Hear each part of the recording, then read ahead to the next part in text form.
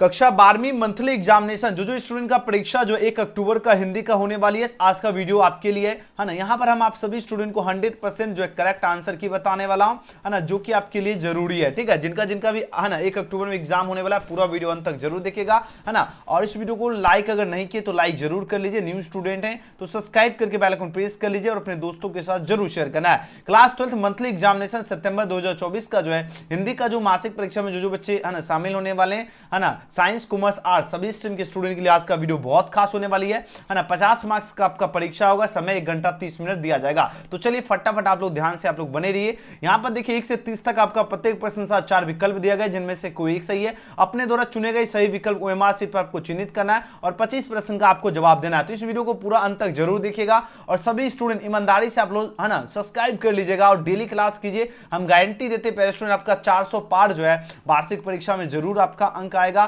क्योंकि हम वही क्वेश्चन करवाएंगे कि आप लोग जो आराम से फर्स्ट डिवीजन से पास कर पाओगे। ठीक है, तो जरूर आप लोग सब्सक्राइब करके जुड़िए और डेली क्लास कीजिएगा, है ना, रात्रि 7 बजे और 9 बजे। ठीक है, देखिए यहां पर बात हुई आ का जो उच्चारण स्थान क्या होगा। 4 ऑप्शन यहां पर दिया जा रहा है। देखो ओ आ में देखो क्या आ रहा है, कंठ आ रहा है, तो इसका सही जवाब क्या होगा, कंठ हो जाएगा, तो ऑप्शन नंबर बी होगा। दूसरा क्वेश्चन क्या है, जिस स्वरों का उच्चारण नाक और मुंह से होता है ना, और उच्चारण में लघुता होती है उसे क्या कहते हैं। देखो बात तो यहां पर क्या, जिस उच्चारण स्थान में क्या होगा, जिस स्वरों का उच्चारण नाक और मुंह से होता है ना, अगर उच्चारण में लघुता होती है उसे क्या कहते हैं। आपके पास देखिए यहां पर 4 ऑप्शन दिया जा रहा है। अब बोलोगे सही कौन सा ऑप्शन एकदम करेक्ट हो जाएगा, तो राइट आंसर क्या होगा, अनुनासिक होगा। क्या होगा, अनुनासिक हो जाएगा। ऑप्शन नंबर क्या होगा, ऑप्शन नंबर ए सही जवाब है। तीसरा क्वेश्चन क्या है, सुरपति जो है किसका पर्यायवाची है। देखो सुरपति की बात हो रही है और सुरपति जो है ये आपका क्या होगा, इंद्र का पर्यायवाची है। किसका पर्यायवाची है, इंद्र का हो जाएगा। ध्यान रखना ऑप्शन नंबर क्या होगा, option number D right answer होगा, इंद्र हो जाएगा। नेक्स्ट क्वेश्चन की बात करें जरा,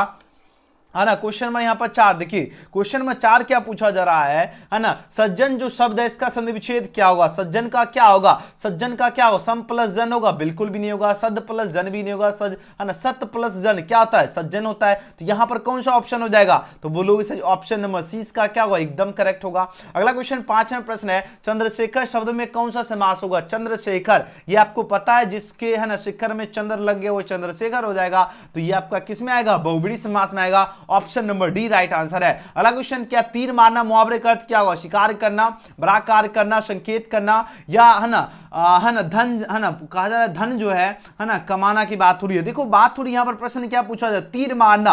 तीर मारना का मतलब क्या हो गया, 4 ऑप्शन यहाँ पर दिया जा रहा है ना, बड़ा कार्य करना हो गया, है ना, तीर मारना यानी बड़ा कार्य करना। तो उत्तर क्या होगा, बी ऑप्शन करेक्ट हो जाएगा। अगला क्वेश्चन देखो प्यारे विद्यार्थी क्या है ना, क्वेश्चन में यहाँ पर 7 देखो, 7 नंबर प्रश्न क्या पूछा जा रहा है, जिसने यश प्राप्त किया इस वाक है ना वाकखंड के लिए एक शब्द क्या हो। देखो जिसने यश प्राप्त किया है उसको गुणवान बिल्कुल भी नहीं कहेंगे ना, क्योंकि यश की बात स्वजन भी नहीं होगा, है ना, तेजस्वी भी नहीं, उसको कहते हैं यशस्वी कहते हैं। क्या कहते हैं, यशस्वी कहते हैं। ऑप्शन नंबर इसका बिल्कुल सही जवाब, जिसने यश प्राप्त किया यशस्वी, है ना। अगला क्वेश्चन देखो क्या पूछा जा रहा है, 8 नंबर क्वेश्चन देखो, 8 नंबर प्रश्न क्या है, राकेश का भाई चला गया। राकेश जो है ना, राकेश का है ना भाई चला गया, इस पूछा जा रहा है यह जो वाक्य जो है किस कारक का उदाहरण है। 4 ऑप्शन यहाँ पर दिया जा रहा है, कर्ता कारक होगा, कर्म कारक होगा, संबंध कारक होगा, या अपदान कारक की बात हो रही है। क्या होगा बताओ जरा, इसका राइट आंसर क्या होगा। क्वेश्चन नंबर 8 का आंसर दीजिए, फटाफट आप लोग आंसर लगाओ।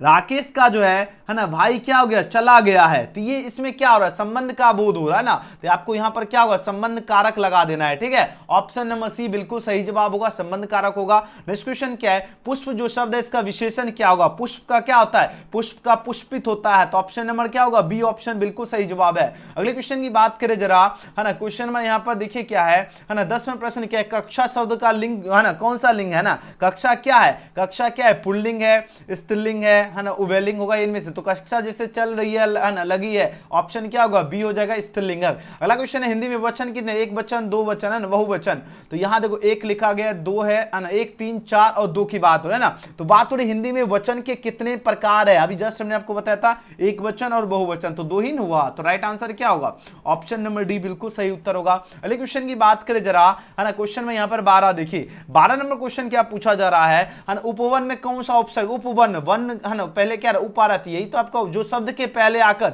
अर्थ में परिवर्तन कर दे उसको उपसर्ग कहते हैं, ध्यान रखना है ना। यानी जैसे उप है ना, उपजोड़ क्या हो गया वन, पहले वन था तो क्या लगा उप लगा तभी तो उपवन बना, तो आंसर यही उसी को उपसर्ग कहते हैं, तो उत्तर क्या होगा सी ऑप्शन हो जाएगा, है ना। नेक्स्ट क्वेश्चन देखो, अंकुरित शब्द में प्रत्यय क्या होगा, अंकुरित जो शब्द है इसमें क्या होगा, चार ऑप्शन यहाँ पर दिया जा रहा है, तो बोलो से क्या होगा अंकुरित में, ध्यान से अगर देखो जरा अंकुरित में क्या होगा इत आएगा, तो ऑप्शन नंबर क्या होगा, ऑप्शन नंबर क्या होगा सी राइट आंसर है। अगला क्वेश्चन देखो क्या है ना पूछा जा रहा है ब्राह्मण जो शब्द है इसका पर्यायवाची शब्द क्या होगा, ब्राह्मण शब्द का जो है पर्यायवाची शब्द क्या होगा, चार ऑप्शन यहाँ पर दिया जा रहा है, बताओ जरा कौन सा ऑप्शन एकदम सही जवाब होगा।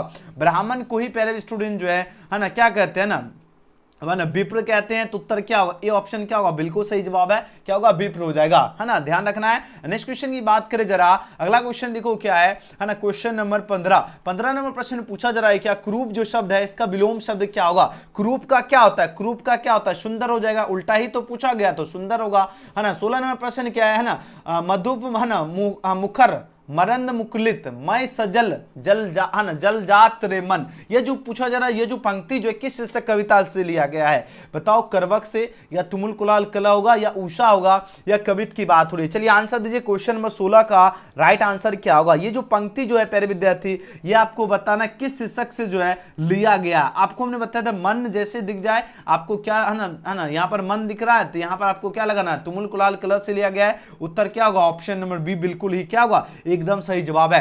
नेक्स्ट क्वेश्चन क्या है, वजीरा सिंह किस कहानी का पात्र है, वजीरा सिंह लहना सिंह है ना, ये रोज का है बिल्कुल भी नहीं होगा, पूछ की रात भी नहीं होगा, त्रिच भी नहीं होगा ना, ये हो जाएगा आपका उसने कहा था ना, उसने कहा था से ही जो है ना, जिसका नायक कौन है, जिसका नायक जो है लहना सिंह है, और उसने कहा था जिसके लेखक कौन है ना, जिसके लेखक हो गया श्री चंद्रधर है ना, श्री चंद्रधर शर्मा, ठीक है, श्री चंद्रधर शर्मा गुलेरी जी हैं जिसके लेखक, ये आपको ध्यान रखना है, उत्तर डी ऑप्शन सही जवाब होगा। और ये किस गांव से है तो आपको याद रखना गुलेर गांव, ठीक है, याद रखना सभी विद्यार्थी, ठीक है। चलिए अगले क्वेश्चन की ओर प्रस्थान करते हैं प्यारे विद्यार्थी, एक बार लाइक शेयर सब्सक्राइब जरूर कर लीजिए प्यारे स्टूडेंट। चलिए अगला क्वेश्चन देखो 18 नंबर क्वेश्चन है ना, भगत सिंह जो है किस उम्र में क्रांतिकारी है ना गतिविधियों में सक्रिय, देखो 10 वर्ष से ही ऊपर क्या ना, 10 वर्ष से ऊपर है ना, लगभग जो है ये 12 वर्ष के बाद ही जो है ना, ये है ना 12 वर्ष में ही जो है इन्होंने जो एक्टिव हो चुके थे है ना भगत सिंह क्रांतिकारी गतिविधि में, तो राइट आंसर क्या होगा ऑप्शन नंबर बी होगा 12 वर्ष, याद रखना है ना। अगला क्वेश्चन क्या पूछा जाए, अर्धनारीश्वर जो है शीर्षक पाठ की विद्या क्या है ना,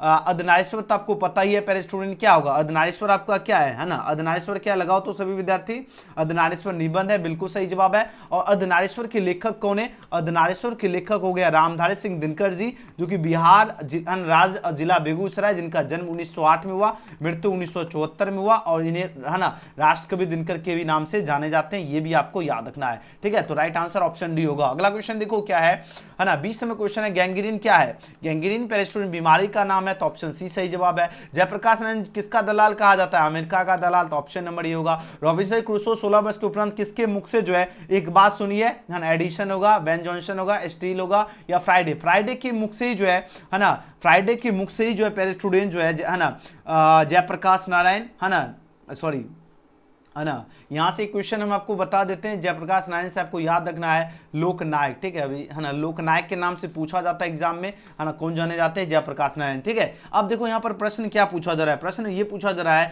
ना, रॉबिन्सन क्रूसो 16 वर्ष के उपरांत किसके मुख से बात सुनी, फ्राइडे के मुख से, तो ऑप्शन नंबर डी होगा।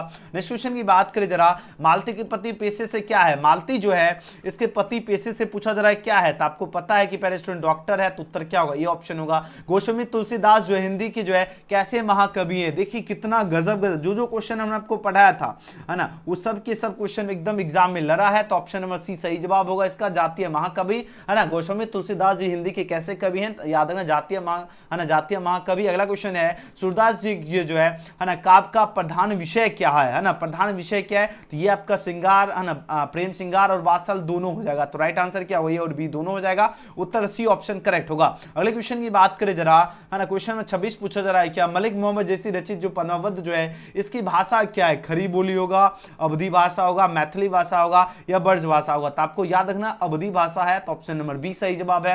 अगला क्वेश्चन है नाभादास जी किस प्रकार के जो है ना, नाभादास जी की बात हो रही और पूछा जा रहा है किस प्रकार के जो है भक्त कवि थे?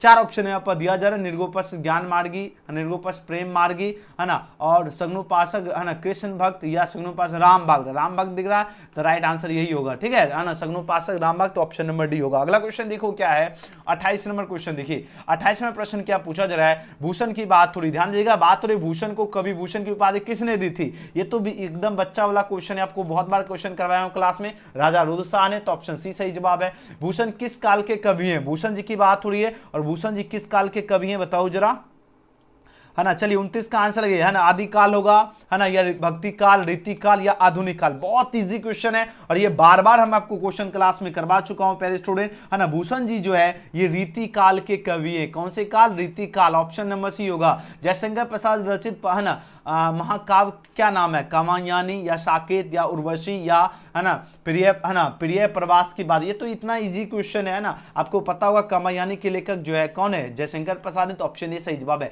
आप लोग कमेंट सेक्शन में कमेंट करके जरूर बताना कि आप लोग 29 में से जो है कितना सही किए हो, है ना। अब रही बात सर सब्जेक्टिव, और हाँ, जितने स्टूडेंट है अभी के अभी आप लोग जो है सब्सक्राइब कर लीजिए, क्योंकि इसके बाद आपका सब्जेक्टिव का वीडियो आएगा, है ना। और हाँ, आप लोगों का परीक्षा किनका किनका 1 अक्टूबर का परीक्षा होने वाला है, हिंदी और, है ना, हिंदी और इंग्लिश का जो परीक्षा 1 अक्टूबर किनका किनका होगा, ये आप लोग कमेंट सेक्शन में एक बार जरूर बता दीजिए कि हाँ सर मेरा होगा, है ना, तो है ना, यस या नो, है ना, जिनका जिनका 1 तारीख होगा वो जरूर कमेंट कीजिएगा, ठीक है।